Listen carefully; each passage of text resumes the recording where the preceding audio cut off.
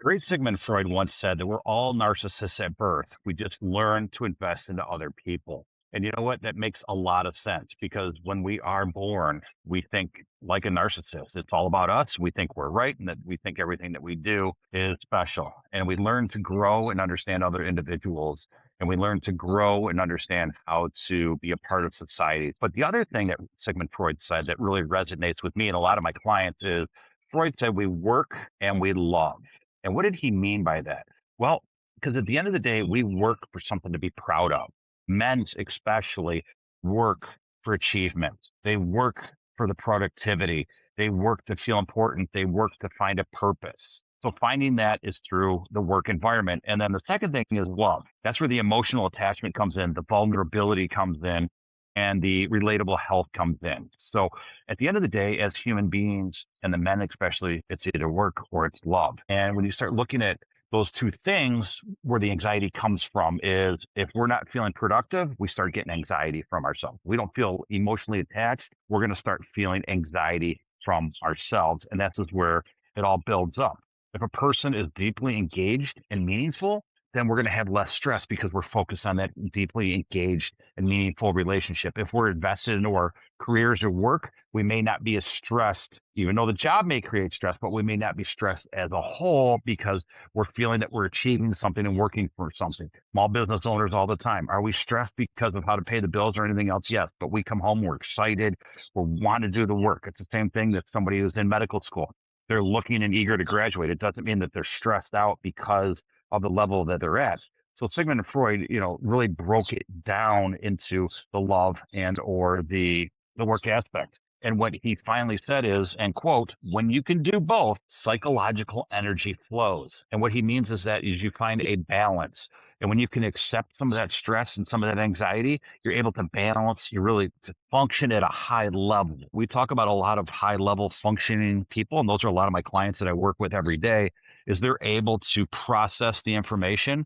And sometimes, yes, they come to see me because they need help processing it, but they're able to, once they are taught how to process it, learn very, very quickly and able to put what they learn with me in a session and put it into the real world. So that love or that work that Sigmund Freud is talking about is how they're able to excel because once you find, as he said, psychological energy flows, especially outwards, where you're able to give, then you're never going to have the imploding where if you're not feeling the achievements, you're feeling the stress because you're not achieving what you want to do. So you're imploding because you're taking it all in. Whereas you're able to achieve, you're letting it all out and it's all going out to where it needs to go. So those are some of the different things that he really talked about. If a person engages deeply and meaningful with other people, they're able to maintain healthy relationships. If they're able to emotional maturity and well-being, they're able to have loving relationships. They're able to do those type of things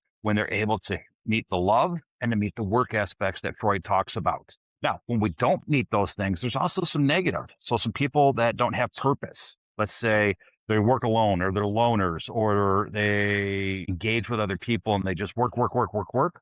Well, they can become lonely. They can become cold individuals.